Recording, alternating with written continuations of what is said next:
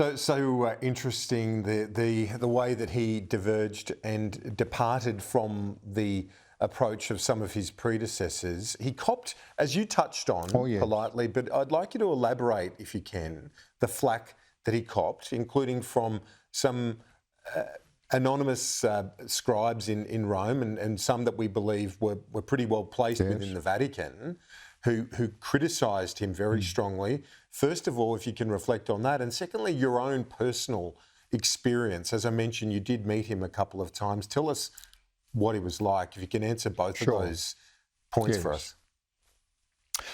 Right. For more conservative Catholics, including those who are very senior in the Vatican, they had long taken the view that, of course, the Church needs to be a firm teacher on issues of moral doctrine, but at the same time, the Church needs to be very pastoral, very forgiving, and very understanding.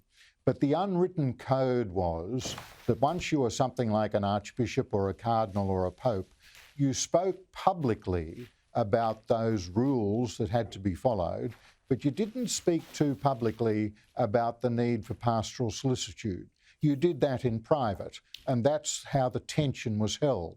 Well, this fella came along and said, well, actually, I'm not all that interested in trying to develop doctrine or dogma. I'll leave that as it is, but I definitely want to be out there publicly annunciating and demonstrating that we are committed to pastoral solicitude for everybody and anybody. Now, that caused great upset.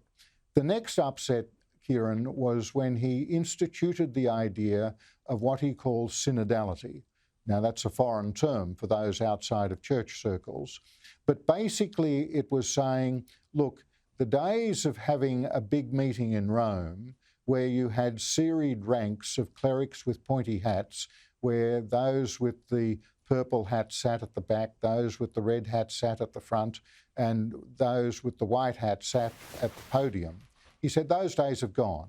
We've got to be able to sit at a round table, and God forbid we'd even have women at the round table, but that we would have laity generally at the round table, and that we would start to discern together.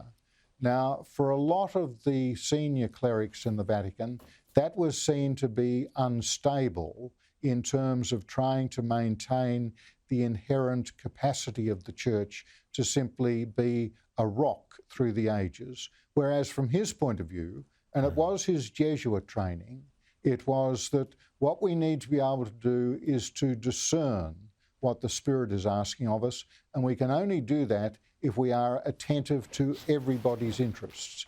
And as you say, yes, I did have the pleasure of meeting him a couple of times, and I saw his great personality. The first time I met him, I took him a bottle of the Jesuit Seven Hill wine from Clare Valley in South Australia. And there he was delighted, and he said, aqua sacra. And I was surrounded by young married couples, and there he was saying, aqua sacra, holy water. And then the next time I met him, I was able to present him with the book I did on the Indigenous voice, because he had spoken very eloquently about our need to respect the rights of Indigenous peoples. He was not for this idea of simply equating equality with sameness, that we had to look to the aspirations of the Indigenous people. And on that occasion, as one of your photos shows, I was in the company of a very fine Indigenous leader from the Northern Territory, Miriam Rose Ungamer. Well, there they both were, Miriam and the Pope in their wheelchairs. And there in their wheelchairs, with great humility and with great affection, they were able to greet each other. So, yes, it was a privilege for me to be able to meet a Pope of this sort. Very special indeed. Father Frank, we appreciate your thoughts today on a momentous day for the Catholic Church, and there will be a big few weeks ahead, but a wonderful life and legacy that Pope has left. Indeed. And may he rest in peace. And I don't think we need to be too despondent or downhearted, Kieran. I mean, I think he got his way. He died at Easter.